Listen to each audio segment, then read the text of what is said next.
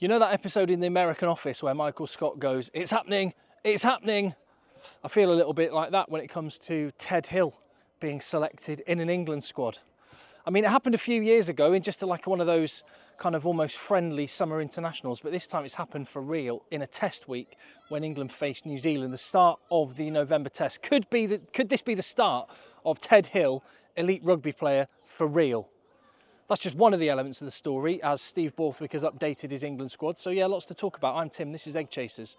And if you get value from the channel, if you love your rugby, help me spread the word. It's just me. Give the video a thumbs up and hit subscribe while you're there. Tell me in your comments down below how excited are you for Ted Hill. And I'm going to pick what I think Steve Borthwick's team will be for New Zealand in this video as well. As you can see, I'm not in Manchester where I live. I'm in Greece currently. This is where I've been coming since I was 10 years of age, in the Peloponnese, in the Marni. I'm about to take this boat out for a little spin, but just got some time to chew the cud about Ted Hill. So, squad update. All of this, obviously, it's bittersweet because whilst I'm very excited about Ted Hill being in the England squad, it is at the expense of Ollie Chessum, who is injured.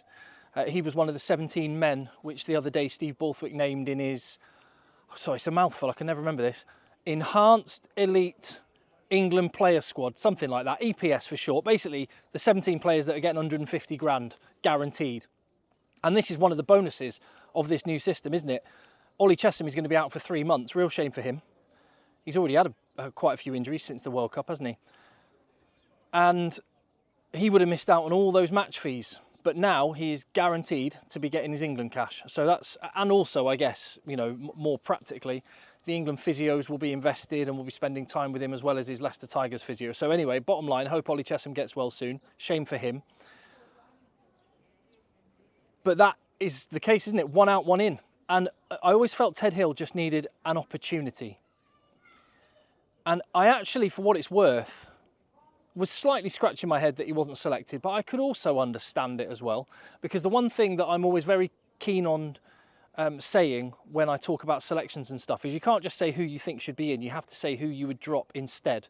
And I can kind of see where Steve Borthwick was coming from. It's quite similar actually to the Cam Hanekom situation for South Africa. Clearly an amazing player, clearly going to be an international in the future, clearly just needs an opportunity. But if not selected, you can kind of understand why. But now he is in, talking about Cam Hanekom and Ted Hill, I can see him taking his chance because this guy is clearly elite.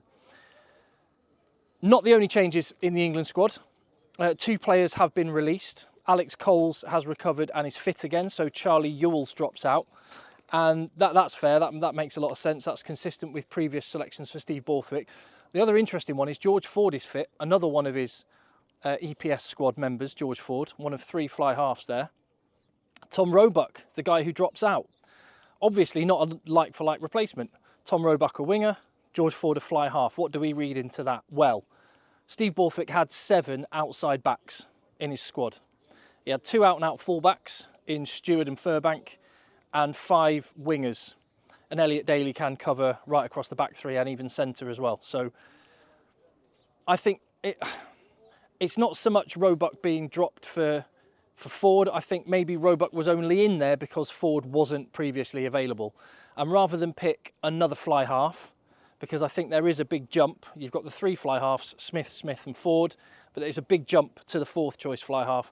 So why waste a spot on that guy when you've already had Tom Roebuck, who is in the squad? Also, one of the things that has happened since that initial Autumn Nations Series training squad was announced is that Tom Roebuck has had a match for Sale Sharks up against Ollie Chessum, one of the other guys in the England squad, and Tom Roebuck did not have his best day at the office.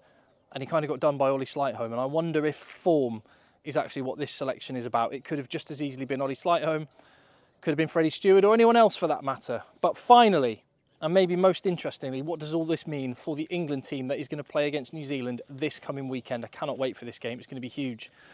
How do you think England are going to get on? They play New Zealand, then Australia, then Australia, then South Africa, and then Japan. And I've said previously, I think England should be going for at least 3 wins. That has to be the target of this England team. And I think that means that beating New Zealand has to be the target, and I think is a realistic one. I think the team is going to be as follows. Tell me if you disagree. Ellis Genge, loose head prop. Jamie George, captain, hooker. Tight head prop, one of the question marks. I think it will probably be Dan Cole. Could be Will Stewart, could even be Trevor Davison, but I'll go for Dan Cole to start, with absolute nailed-on choices in the second row and one of the best lock combinations in World Rugby. Maro Itoje and George Martin. I absolutely love that combo.